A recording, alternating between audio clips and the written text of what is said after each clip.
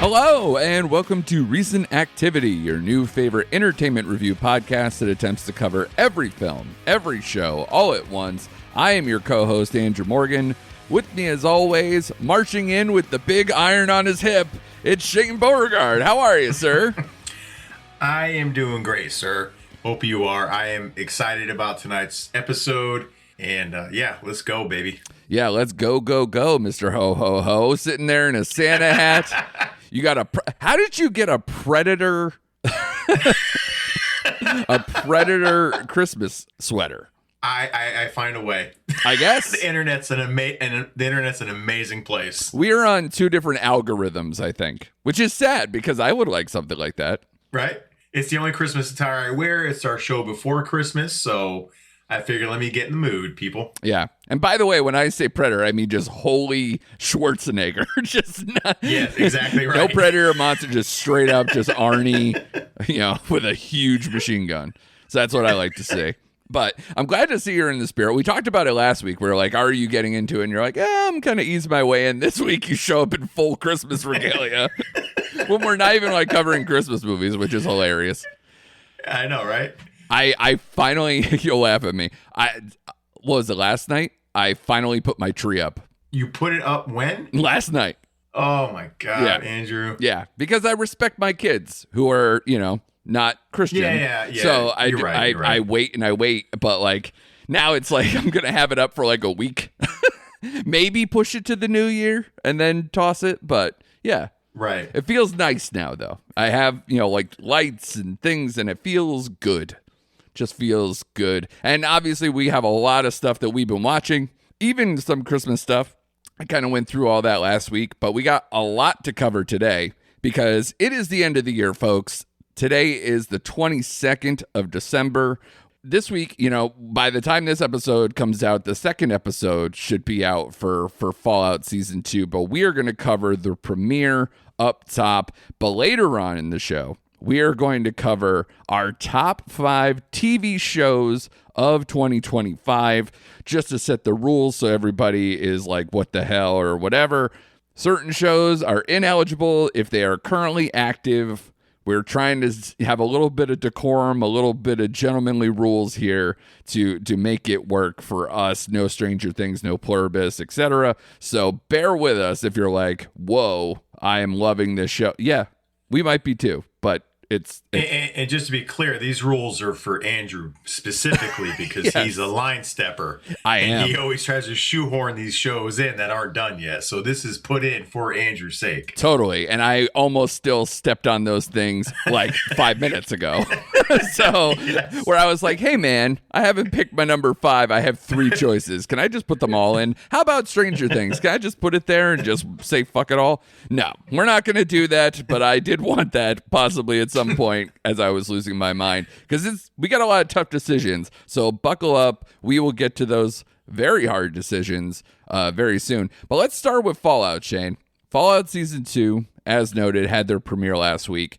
The new episode will be out this week. At the end of the episode, they also did have an upcoming promo for what the rest of the season will be premiering to give us a little bit more context.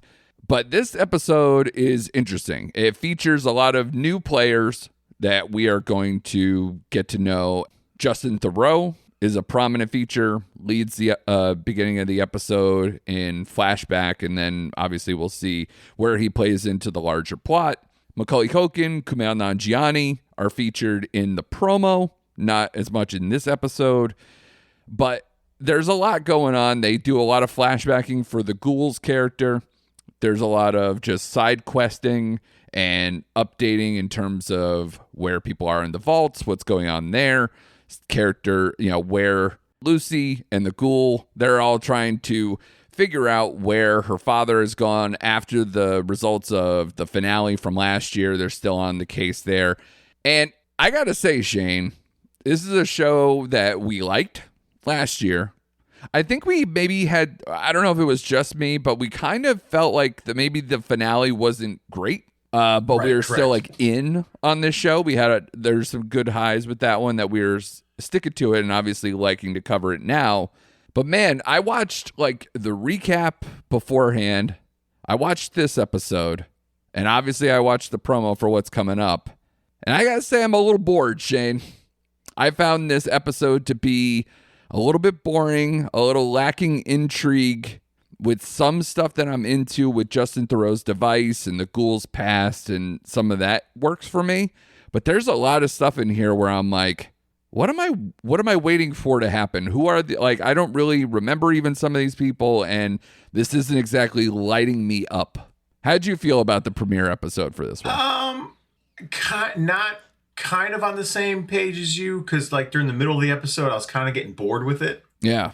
And it's funny to say because I do like, this is basically a Lucy and the Ghoul episode. That's basically what it is, with, like you said, with little Justin Theroux thrown in there. But it's basically the Ghoul and Lucy going through the desert, going to try to like hit Las Vegas and that. So it's their kind of venture together, which I kind of dug. Like, you know, Walton Goggins as the Ghouls fucking kills it. Like, he's killing it. Totally. Love that character, right? Love his background stuff too, by the way. I love his whole background story. But about halfway through, as they're trudging through the desert, I kind of got a little bored. I was just kind of waiting for something to pick up or something to kick off. Yeah.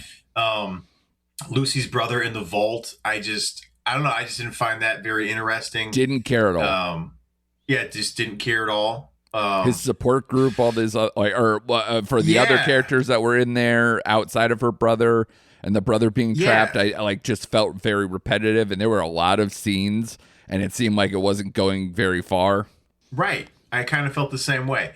But I do like seeing Lucy and the Ghoul together. I like the scene where like he was hanging and she took forever to shoot him off the noose. I thought that was funny. But other than that, like you said, I was kind of bored. But I will say the promo into like what's coming up this season looks nuts. So I'm hoping they just get this ball rolling a little faster. Yeah. I just felt like there was a lot of fluff and a lot of unnecessary stuff. I didn't like the pacing of this episode at all. No, I found it very slow. And I know that sounds mildly obnoxious when you think about like how this episode starts with Justin Theroux in the bar and bringing those guys into the alley, and, you know, people's heads exploding, and, you know, guys are beating their friends to death with bats and whatever. Like, I actually did find that intriguing, but I don't think they pay that off very well or keep up the momentum of that very well. And so that's why at the kindest way to say it is that it's uneven, you know, where it goes back and forth between being interesting and not. And there's a lot of fluff. I'm trying to give it grace that this is a premiere, but a lot of times, how often do we see like the premiere is, you know, it's got to set up a lot of things, but it also generally has to be so good that people hang on. It's like reading the first chapter of a book, you know, it's trying to entice you, incite some storylines and bring you in. This one, I was like, I care about two storylines. They don't actively keep them going. It's not the only things going on. And the rest of it just didn't work for me. So I'm wondering, like, when this other stuff is going to get brought in, the other characters that we liked from the first that are still around that weren't even in the premiere, that's odd. Yeah. And there are a lot of people not in the premiere. I know. And obviously they're trying to set up a lot of stuff with, like, I guess Vegas is like a big thing in the game, and that people are really stoked for this. So I'm hoping that you're right, that like seeing the promo going forward is like, okay, we'll get what we want eventually. And I know this is the same thing where when we did this with Peacemaker, right, where I was like, oh, the premiere was pretty good, and then like it ended up being like, oh man, this is so good, and then, you know, by the end we had our problems, but like it got to at least to where we were like, this is super entertaining, and got to where we wanted from what that show was. I'm hoping this does the same thing. The problem is I definitely like Peacemaker more as a show than what I did with Fallout, even season 1. So I'm kind of up in the air, but I definitely need to see Macaulay Culkin, Kumail Nanjiani, and some of these people that like, I do too, before I make any judgment. And by the way, I love Justin Theroux as like a person, an actor, all that stuff. And I think he's playing what he's playing great. So I just want to see him do more, have it tie in the whole thing, because he looks like the guy who was in those secret meetings in season 1, but not exactly. Yeah. So I don't know if what they're playing at or who this guy is supposed to be or however that works. So still more to cover. But I think as a first episode, I was a little disappointed. I was too. I'm gonna, like I said, I'm gonna be honest with you. I was too. I was so hyped up for it, and again, I liked it. I just didn't love it. I was like, okay. Like I like his little story. I like the device. I just want to know more about it. I just want him to speed up the tempo a little bit and introduce more characters from season 1. And they just sidelined them, and I'm sure they're gonna just come popping right in. Yeah. And hopefully in the next episode or 2. Sure. But we'll see, because at the end of episode 1, they're still just kind of in that fallout shelter, like trying to find her dad. So. Who knows? I don't know. Again, uneven, but I think it'll pick up. I'm hoping, like you said, the Peacemaker is a good parallel to draw from, because again, first episode we're like, yeah, okay, it's cool. Yeah. But then it like just sucked you right in. So I'm really hoping, because I love the production design. I love the way this show is shot. I think I just love a lot of aspects about this show. Mm-hmm. I'm just hoping it picks up. So the wild sex orgy is in episode 2, we think? I hope so. If we're doing the Peacemaker parallels. Right? Yeah, that would be nice. But yeah, I'm with you. I'm hoping, again, second episode coming out this week. We'll talk and we'll cover this as it goes in, do little check-ins. And then obviously when it gets to its finale, if we're still riding with it as we get into the new year, hopefully we'll have better things to say and that it'll come all together here for that. But Shane, let's get into our top 5s. You ready? Yes, and I sweated over this list. People, you don't know how hard it was to narrow this down to a top 5. I just, again, pulling back the curtain, I even offered Shane to be like, maybe we could do a combined top 10. Maybe we'll get more shows in that way, and maybe it'll erase some of the confusion or some of the hard decisions. I tried everything, and this is the difference between you and I that we find every year. And I preamble this every time we do a top 5, either mid-year or end of year with TV. Generally speaking, you lap me when it comes to TV.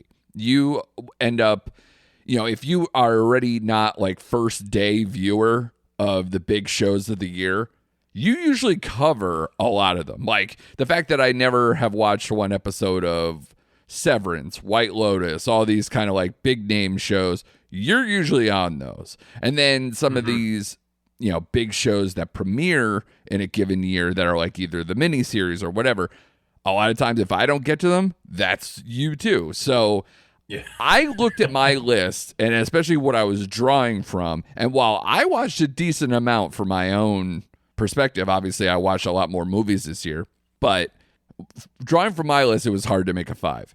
You actually watched some of the shows that when I watch, the major TV critics, you've seen all those shows or most of those shows. The two outliers, even for both of us, I think that I see on everyone's top 5s, if not tippity tops, we don't watch Andor, and we haven't watched an episode of The Pitt, so far as I know. Correct. So correct. You are right. So if you're look at these clowns making top 5 lists, and they're not gonna cover the biggest, the Emmy blockbusters or the Golden Globe nominated this, that, and whatever. Sorry, if that is a big sticking point with you, I apologize. We can come back, and we cover more movie-centric stuff in the next couple weeks and get our big list or our drafts and all those things that we do at the end of the year for that. You can come back for those. But we're going to have some fun here. We're going to get into our top 5s here. And because you are the master of TV, I will have you kick us off with your number 5. So give it to us straight, Shane. Yeah, my number 5. And just to let you people know, and Andrew said this, I had an original list of 28 shows. Woo. I was trying to pare it down to 5. Now, is that 28 you're just I liked these? Were there any shows that you were just dismissed and didn't make that list? Correct. These are just shows I liked. So 28 was the short list. Was the short list, yes. Okay. So this is a show that we covered recently. And I've come around to it because, again, I've been thinking about this for all weekend. I've been sweating this. But my number 5 is the Ethan Hawke driven The Lowdown. The more I thought about this show, and I really did like it, I think it comes down to his performance and the Coen brothers style of storytelling that this show presented to us. I just kind of fell in love with it. The more I thought about it, the more I did really enjoy it. It had highs of highs. We talked about the Peter Dinklage episode. So the Lowdown is my number 5 show of the year. Yeah, obviously a show that when we talked about it, I loved. And this is on my list as well. It is my number 3 show.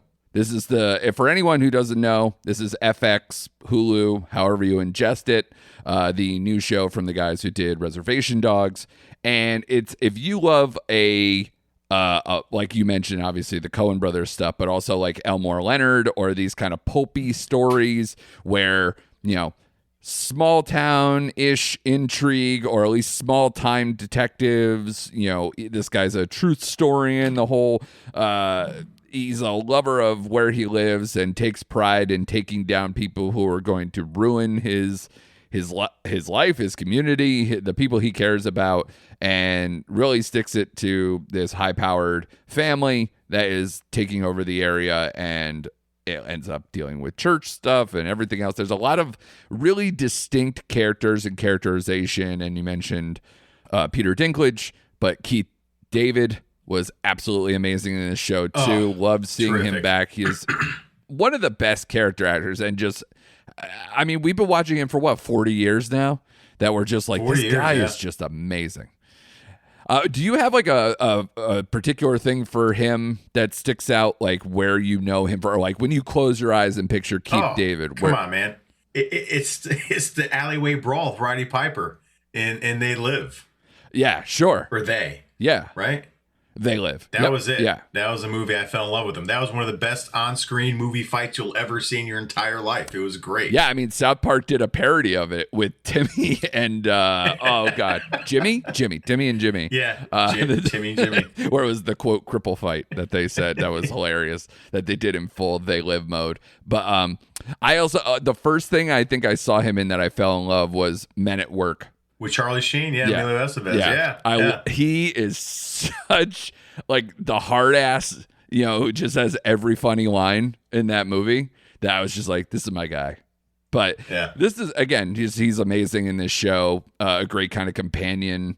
He's not a detective, but he's kind of in that private security a little bit. And this show is it's right up my alley. So this one is number 3 for me. But number 5 for me, after much debate, and I even let you behind the curtain for that one too, I'm going to go with Dope Thief. Dope Thief has easily one of my favorite performances of the year in Brian Tyree Henry. You're seeing all the love for Wagner Moura right now as he's getting nominations left and right for his role in The Secret Agent this year. And if you haven't seen him, he's absolutely terrific in this show. Very good actor. And just their relationship, their friendship, their long-standing stuff that you have here mixed in with a story about, kind of 2 small-time crooks who end up getting crossed into one of the largest drug distribution networks and undercover, is it FBI? Yeah. Yeah, undercover FBI agents that are covering the drug trade, and just... It just gets so messy, and it's so electric, and when they're on the run, like there's nothing better.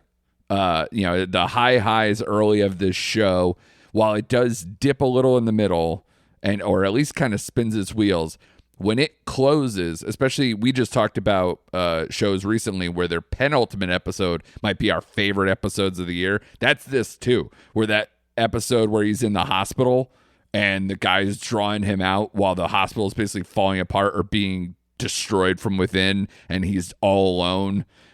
And it looks almost like it's been like run through The Walking Dead, practically falling apart, and the lights are blinking, and he can barely walk, and he's handcuffed or whatever. Terrifying and beautiful stuff. Loved it. Loved all that. And just one of the high highs. Apple TV Plus, if you haven't caught this show, produced and I think has maybe a few episodes directed by Ridley Scott, right? He directed the premiere. I know that for sure. Yeah. I mean, geez, just such talent left and right on this show. So check out Dope Thief. That was definitely one of our favorites that we covered earlier on in the year. So what's your number 4? Number 4 is one of my only hangovers from my mid-season card. In fact, this was my number 1 show mid-season, and it's dropped to number 4. And we're going back to the Applewell people. This is the Jon Hamm vehicle, Your Friends and Neighbors. Yeah, another one I didn't watch. Love that show. Jon Hamm, Olivia Munn, Amanda Peet. He plays like a hedge fund manager who gets fired, so he ends up, to maintain his lifestyle, he ends up robbing his wealthy neighbors just to kind of keep up with the Joneses. But I thought the story, it was well written. This is Jon Hamm at his best. I thought it was very funny in parts. He brought that emotion and just charisma to the screen. I just love the story. I love the connection with him and Amanda Peet in this show.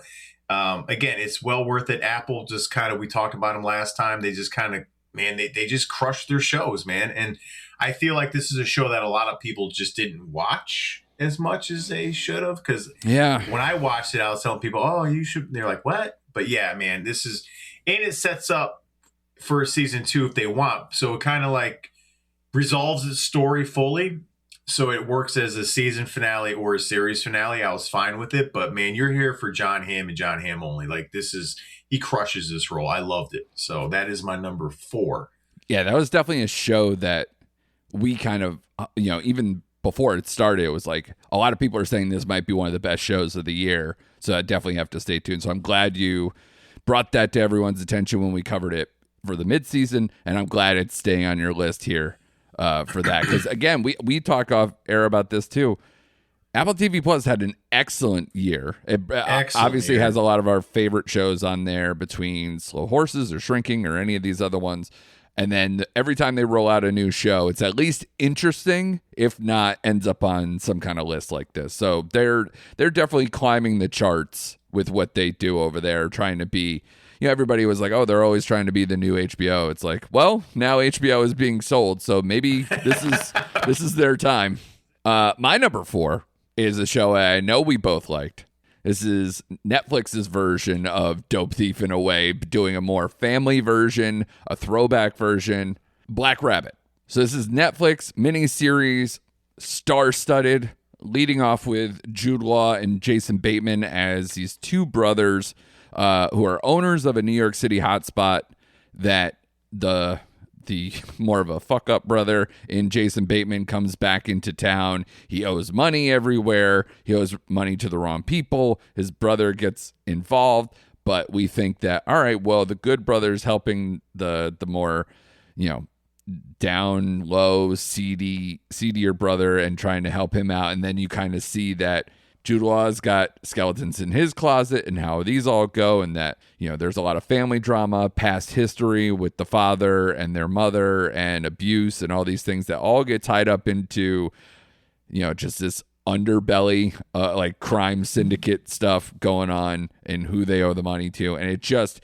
nonstop anxiety in the best way. It has a little bit of like I said, it's like the cleaner, stronger version of Dope Thief in some ways, and then also adds in like your grittier anxiety of like an Uncut Gems or something like that. So if you like those type of things, or you just like Jude Law and Jason Bateman being absolutely incredible, be sure to do that. And there's a lot of like, we talked about it when it was on, that the sheer amount of like just people in here that we're like, oh, I love that guy, or oh, I love that person, or oh, I've never seen that person. That person's amazing. Like you can mention 6 or 7 characters deep of this type of show and just be like, wow, this is just a deep, deep roster. And I care about all these people in some way. They do a great job of just filling out the story and having every storyline matter. When we were just talking about Fallout, like we were like, they couldn't even in one episode make me care about every storyline. This one, for all 8 episodes, had me in at every moment. So that is my number 4. Good choice, my friend. Is this not on your list? Not on my list. Interesting. Again, you have a stacked roster, so that's fascinating. Go for it. What's your number 3? My number 3 is Alien Earth, another FX Hulu vehicle. I was shocked this is kind of low for you. Yeah, you want to talk about putting, we always draw parallels between Alien and Predator, and Noah Hawley just knocked this out of the park. I think he put Alien back on track with the world building that he does within this show. And we always talk about certain episodes. Episode 5 in this first season is one of the best Alien things you'll ever see in your life. Like, just, and again, it has one of my favorite actors in it with Timothy Olyphant. You have the whole Peter Pan parallel here, which works. But man, you want to talk about just action and storytelling and just setting this up for something down the line.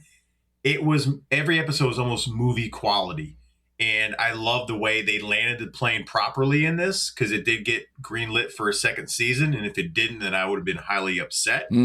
But if you're a fan of like the Alien franchise, he gives you everything you need here. Just like the battles between the Waytech and the other big companies in this movie, the way they kind of like divided the world, and the questions of like the synthetics in here, with they also have a cyborg in here as well, played by Babu Cisse. I probably butchered his name, but he was fantastic. He's my favorite part, probably. Him and Olyphant are like just on heaters. Him and Olyphant are on heaters. So yeah, this show really locked me in. And again, episode 5, where I think it's like no one can hear something, but it was great. And so yeah, Alien Earth lands at number 3 on my list. When you were loading up saying, one of your favorite actors is in this, I was like, oh, he's talking about the eyeball with the spider body, right? Which should get a nod, because that thing was awesome. Yeah.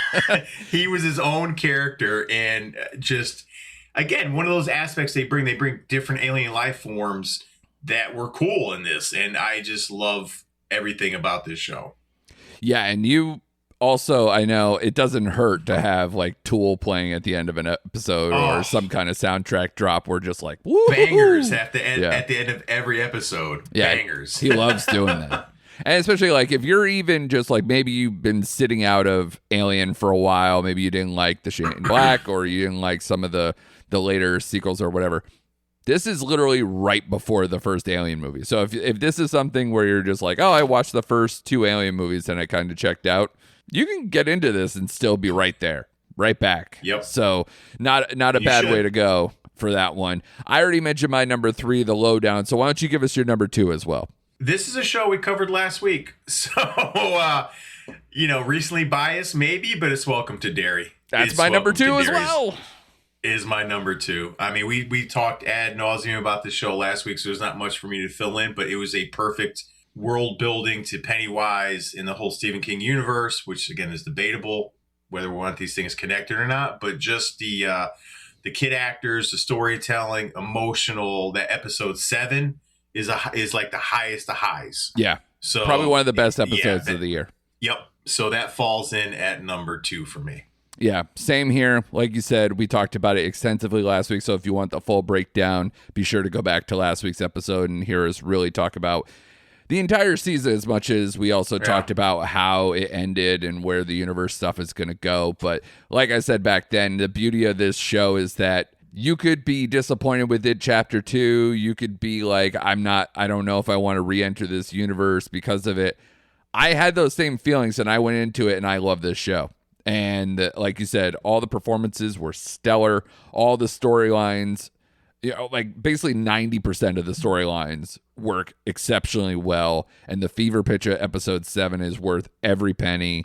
The amount of true horror versus like keeping it with kid gloves, literally, because you're going from the kid perspective on a lot of this horror. They don't like, it's movie quality and it's a lot. And it's terrifying. So if you want to get into it, it is right there with it chapter 1 as far as like the best stuff. And as we mentioned, Skarsgård is back doing Pennywise, so there's no loss. And in fact, this might be his best version of Pennywise to date. So if all of that sounds good, be sure to check that out on HBO. You're number 1, sir. We're already right down to the nitty gritty, because we'll probably spend like 30 minutes on honorable mention. So go for number 1, because I know for certain we do not have the same. Correct. This is a show we talked about last week as well. Shut up. Because the new trailer dropped, and it is the Hulu original Paradise. Oh, the Sterling K. Brown driven Paradise with Juliana Nicholson and the very underrated James Marsden. I've talked at length about this show several times throughout our podcast, so I don't want to belabor my point, but it's just a nice blending of genres, well written. The back and forth between Sterling K. Brown and Juliana Nicholson is fantastic, especially when they're on screen together. Just I love the storytelling. Again, the blending of genres, and it was Sterling K. Brown was so gripping and demanding, and just such an on-screen presence. Like I love that guy, and he just like does hell of a work here. So I'm still gonna hold strong in Paradise, man. Like it was my number 2 at midseason. I was about to bring this up. That shocked me. You took your 1 down, and then your 2 went up. Yeah. Again, I was really thinking about this list and going through my head and the highs and the lows and just about all these shows I was considering. And I just, at the end of the day, it came down to the writing. And again, you talk about soundtrack, like the music in this show is so great. And James Marsden, again, I think he's just very underappreciated as an actor. He's been in loads of good stuff that people don't even realize he was in. And I just love his portrayal as the president here. So that is my number 1, man, which I know is not a lot of people's list is number 1, but it's my number 1. No, it's incredible. It is like we mentioned when we talked about the trailer last week. Like this is a show that a lot of people are at least impressed with and looking forward to the second season. And then there are people who are like, this is, in their top 5s for the year at least, because this show's garnering a lot of awards attention. So it's coming back into people's consciousness at the right time, right as the new season will be dropping soon enough. So that's great timing for them. I look forward to trying my best to watch season 1 so I can get on the season 2 train, and maybe we'll have a larger discussion here on the pod when that drops as well. But yeah, a lot of people I like. So I'm interested in that, and obviously knowing that it does get a little sci-fi, it gets a little, it's political, right, in some way. Yep. It's got a lot of different stuff, as you mentioned, a real genre blend. So that intrigues me. I'm hoping that it's definitely worthy of the number 1 spot, and that I'll be kicking myself that I didn't watch it before the list came out for this year. My number 1 is my same number 1 from mid-season. This is a show that it was well watched, but I feel like, again, people didn't talk about it in some grander thing, but it is something that got renewed. It is something that is repeatable, and it's also done by one of the best screenwriters and TV show creators, showrunners in Scott Frank. This is Department Q, and this is on Netflix. Incredible show. Matthew Goode as this former top-rated detective who's kind of fallen back following an attack that left his partner paralyzed and another policeman dead. So it kind of has this dual storyline of trying to solve his own attack and the murder and the assault that happened on the job, while also when he returns to work being assigned to a cold case and kind of having his own small little ragtag group of collective minds to run this department that will concentrate on one cold case that they could try to solve, a high-profile one, and they really go full detail on that crime. Like a lot of times you kind of just see them trying to figure it out and get in bits and pieces. You get to actually see this person being held hostage and what's going on and her full story as well, and it really pays off. And just, it's an impressive cast. Again, a lot of people I didn't know outside of Matthew Goode. Now I'm fully on board, having characters that almost feel like the Watson to his Sherlock. And, if you've never heard of Scott Frank or you don't know the name per se, the man's been at least two-time Oscar nominated, and then now has really done an excellent job in TV the last few years with The Queen's Gambit, which was a huge deal. And then obviously Monsieur Spade, which was on AMC, and now Department Q. So that's only just in the last few years. But the man wrote Logan. The man wrote Out of Sight. He's one of the best screenwriters around. be sure to check out this show. It is extremely bingeable, because Netflix, but a show that if you slept on this back in the end of May, because it came out like around Memorial Day-ish, don't sleep on it now. Get on this now. This is my favorite show of the year. Very good.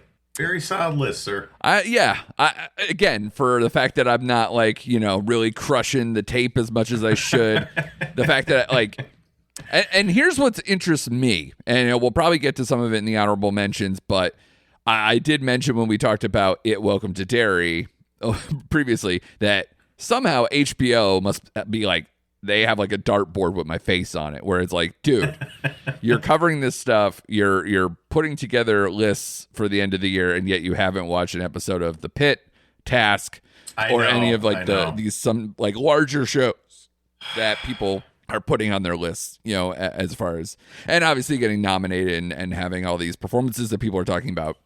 So I do feel bad about that.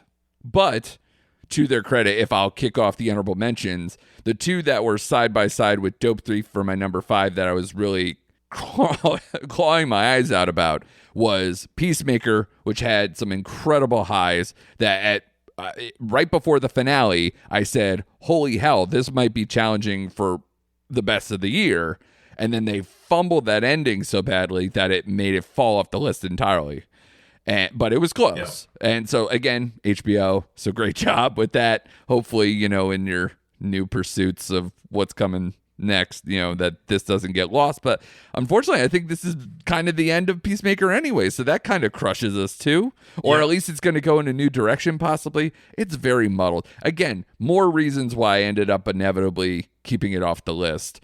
But, that and The Bear for me were the two other ones that were kind of like that tie-ish for 5. But again, another show where we were like, highest of highs. The wedding episode's incredible. It's one of the best episodes of television this year. And yet, between the finale and some of the spinning wheel stuff in the midst of it, and the fact that it felt like a carryover of season 3 where it should have been combined and kind of reformulated, that kind of fell off the list for that. But of course, we like that show quite a bit. And if they make a season 5, even without Jeremy Allen White, we'll probably end up watching it anyway. Right. We will. So what else you got? Honorable mentions. I'll tell you, I got a lot of them, but I will just narrow it down to but like the two that just fell out of my top 5, but the first two I have on there is the aforementioned Task, the HBO vehicle, Mark Ruffalo and Tom Pelphrey. I was slow to the game on this one. I watched the premiere episode and I thought, it's okay, but it didn't really draw me in. Right. And then like a couple months later, I was like, I just ended up watching it all over the course of a weekend. And the second episode on just sucked me right in. The whole Mark Ruffalo, troubled FBI agent, like assigned to this task force, the head of this task force, these random people. The storytelling, but Tom Pelphrey's character, this show draws a lot of parallels to Dope Thief in a way, which I think you'd really like, because Tom Pelphrey and his friend end up like robbing the wrong trap house. Stuff kind of like breaks loose from there, and now it's also in Philadelphia.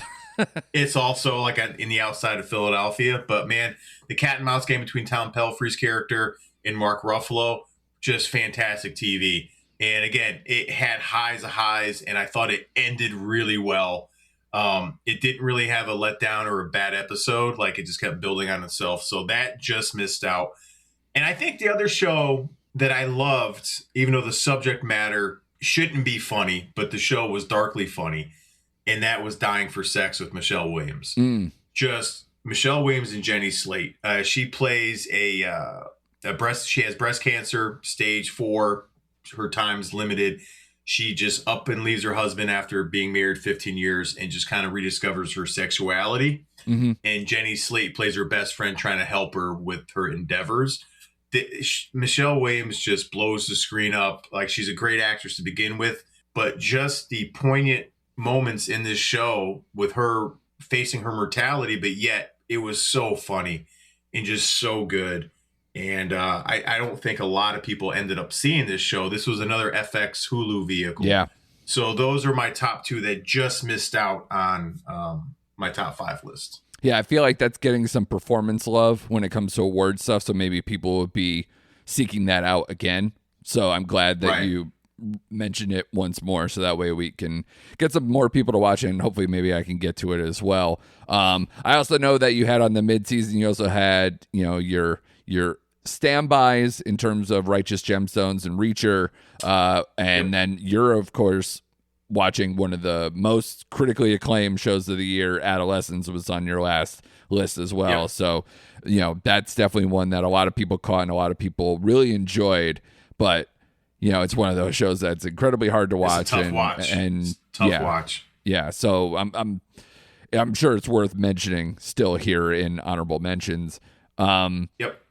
I also had Reacher too, because we just love that show. Me too. The mainstays, some that are now canceled and some that aren't, pretty much held serve, at least intrigued us enough between Reacher, Slow Horses, English Teacher, and Poker Face, and even Gen V had its moments to where we were like really into it, and we're like still into it if it's gonna keep going, or if in the case of English Teacher and Poker Face are now and The Bear obviously is very different probably going forward. These ones I'm still gonna stick with, if they weren't canceled, but now unfortunately a few of them are canceled. But we just love those shows. They're pretty much going to always be kind of hanging around, and the best of their seasons will probably end up on a top 5 very easily, usually towards the top. But this is a year where a lot of them were just good, but there was better. So that's the unfortunate part of that. And I also wanted to shout out, because I forgot it was on my list and I didn't mention it in the midseason, The Residents, Netflix.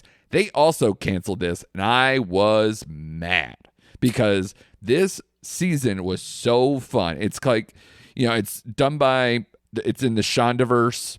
If you're into Bridgerton or any of his other ones, that's the same writing team who did that. But this is just kind of like a lighter, bouncier version of, a whodunit story. Very bingeable. Extremely bingeable show that is just a murder at the White House during a big lavish event, and you get the inside scoop between the residences and all the main characters of the White House staff, including the president and dignitaries that are in town and all these people who might have their hands in having someone die on the premises. And it's just so fun, and it's really good. And the lead character, Uzo Aduba from Orange is the New Black, she plays the detective in this.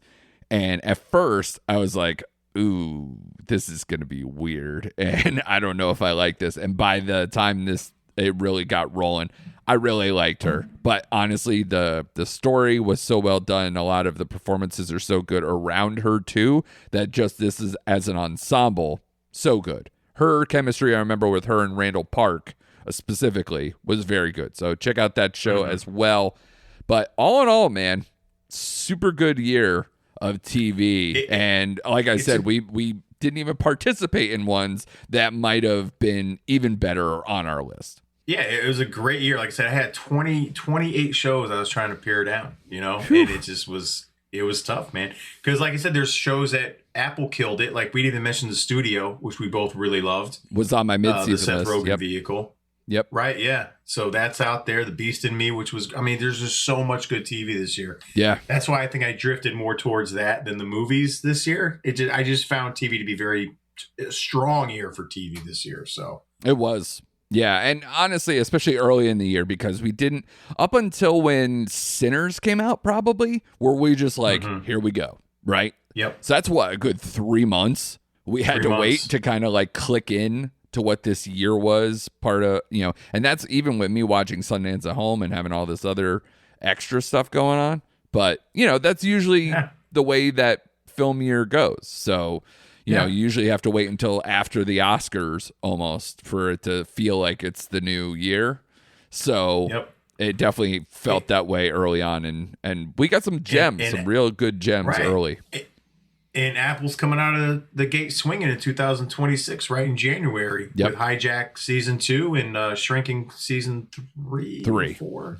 3, right? I want to say 3.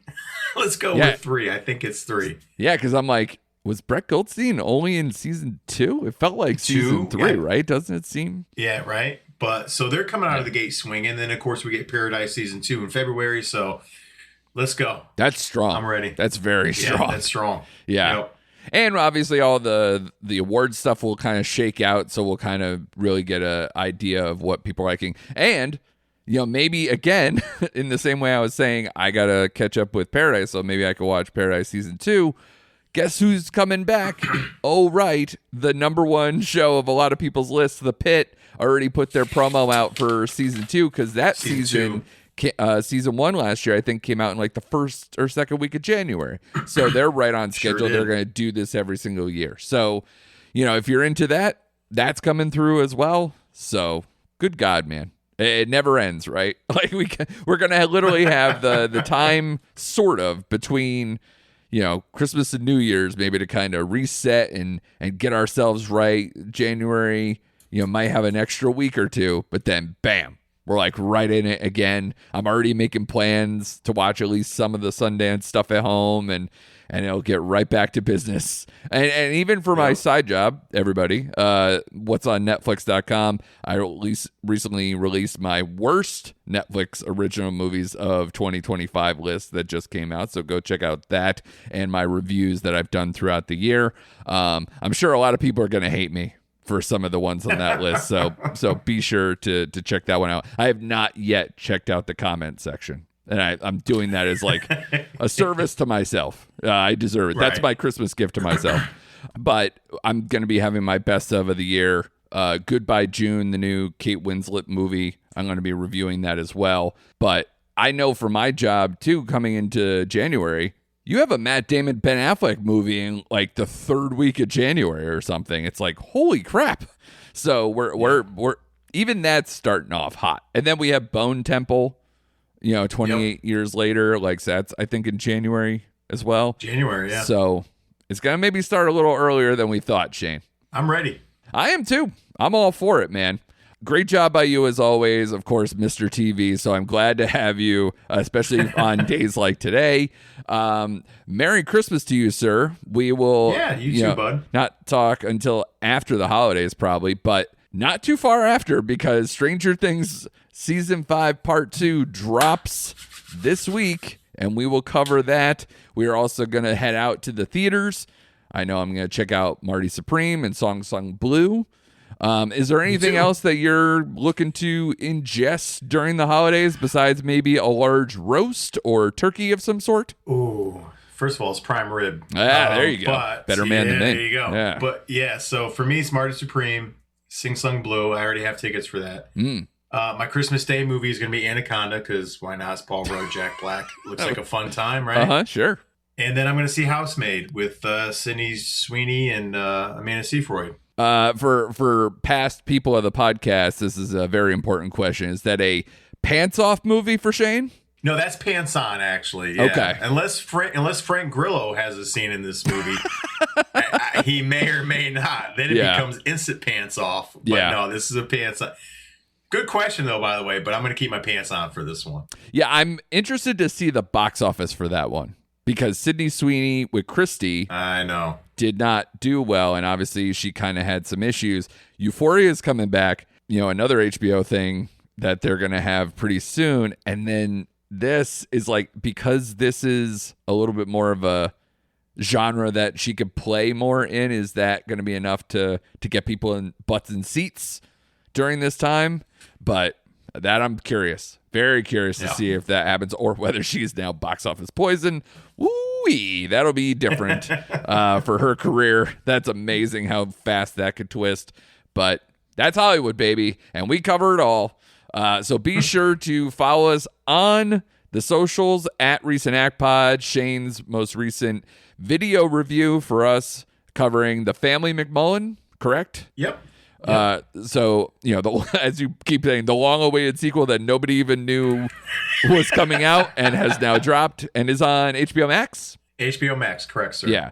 So be sure to check out that movie and Shane's review of it on our Instagram account.